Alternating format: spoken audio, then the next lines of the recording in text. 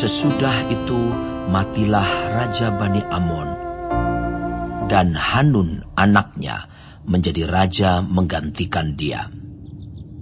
Lalu berkatalah Daud, Aku akan menunjukkan persahabatan kepada Hanun bin Nahas, sama seperti ayahnya telah menunjukkan persahabatan kepadaku.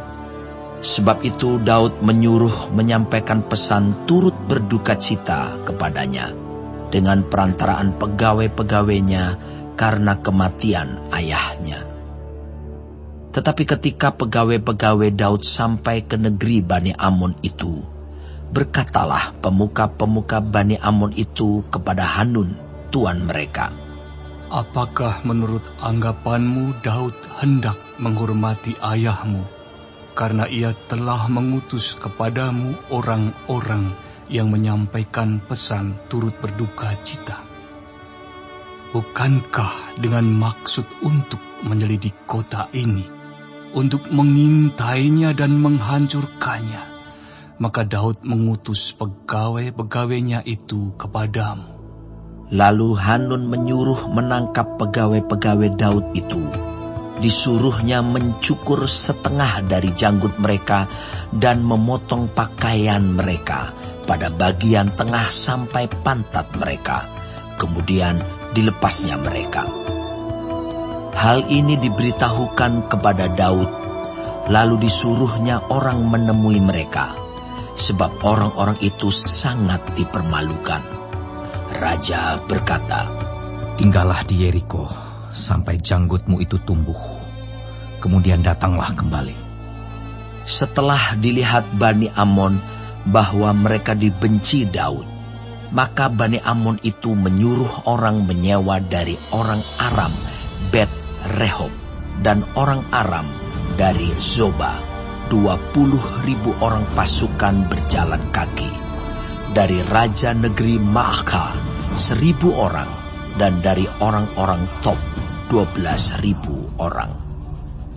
Ketika Daud mendengar hal itu, disuruhnyalah Yoab maju dengan segenap pasukan pahlawan.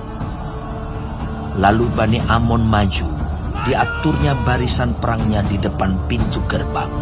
Sedang orang Aram dari Zoba dan dari Rehob dan orang-orang Top dan Maaka ada tersendiri di padang. Ketika Yoab melihat bahwa serangan itu mengancam dia dari depan dan dari belakang, maka dipilihnyalah sebagian dari orang pilihan Israel. Lalu ia mengatur barisan mereka berhadapan dengan orang Aram itu.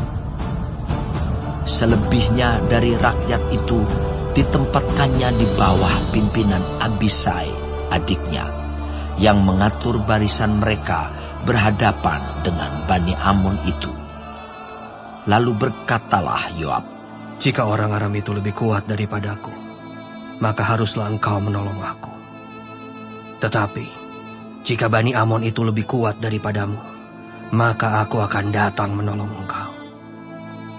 Kuatkanlah hatimu, dan marilah kita menguatkan hati untuk bangsa kita, untuk kota-kota Allah kita. Tuhan kiranya melakukan yang baik di matanya.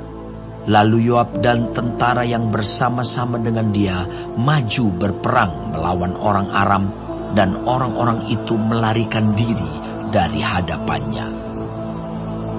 Ketika Bani Amon melihat bahwa orang Aram sudah melarikan diri, maka mereka pun larilah dari hadapan Abisai dan masuk ke dalam kota.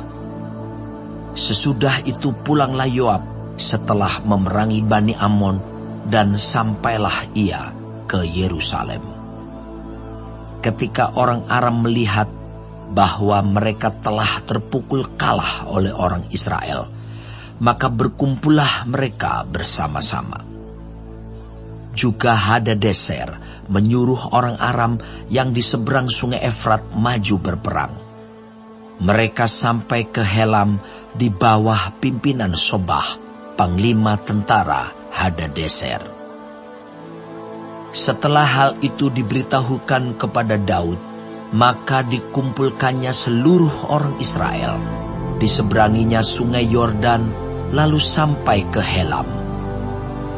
orang Aram mengatur barisannya berhadapan dengan Daud dan bertempur melawan dia. Tetapi orang Aram itu lari dari hadapan orang Israel, dan Daud membunuh dari orang Aram itu 700 ekor kuda kereta dan 40.000 orang pasukan berkuda. Sobah, panglima tentara mereka, dilukainya sedemikian hingga ia mati di sana.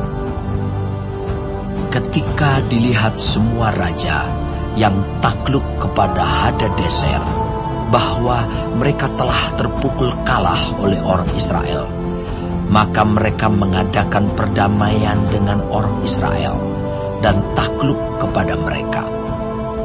Sesudah itu, takutlah orang Aram memberi pertolongan lagi kepada Bani Amon.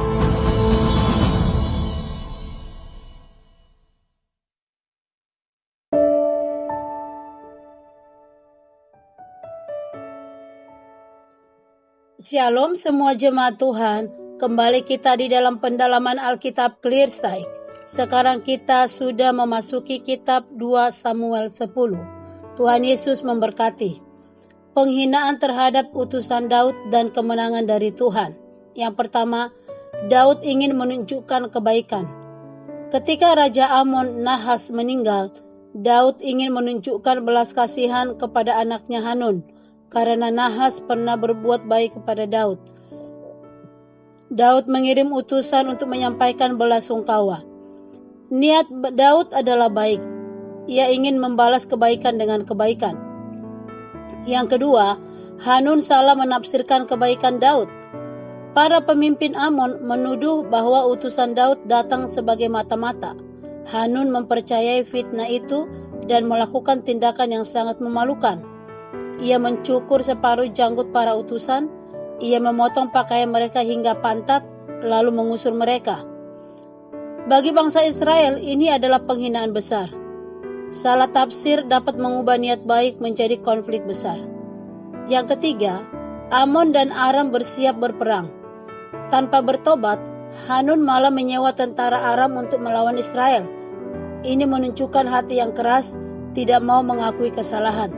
Yang keempat, Yoab dan Abisai memimpin pasukan Israel. Dalam situasi pasukan musuh mengepung dari dua arah, Yoab, panglima Daud, menunjukkan iman yang kuat. Kuatkanlah hatimu, Tuhan kiranya melakukan yang baik di matanya. Yoab menyerang Aram, Abisai menyerang Amon, dan kedua musuh itu mundur. Iman dan keberanian diperlukan ketika kita berada dalam tekanan dari segala sisi. Yang kelima, Tuhan memberikan kemenangan. Pasukan Aram mencoba kembali menyerang, tetapi Tuhan kembali memberi kemenangan besar kepada Daud. Setelah itu, bangsa Aram takut membantu Amon lagi. Ketika Tuhan campur tangan, musuh yang kuat pun akan tunduk. Makna rohani yang bisa kita ambil dari pasal ini adalah yang pertama, niat baik pun dapat disalahpahami, tetapi Tuhan melihat hati kita. Yang kedua, jangan cepat mempercayai fitnah, sebab itu dapat memicu konflik besar. Yang ketiga, dalam tekanan kita dipanggil untuk teguh dan bersandar kepada Tuhan seperti Yoab. Yang keempat, kemenangan sejati datang dari Tuhan, bukan dari jumlah atau kekuatan manusia. Dari kitab 2 Samuel 10 ini mengingatkan kita bahwa kebaikan sering diuji, tetapi Tuhan membela orang yang tulus hati. Meskipun kita dihina atau disalahpahami, Tuhan sanggup memberikan kemenangan dan memulihkan keadaan. Amin. Tuhan Yesus memberkati.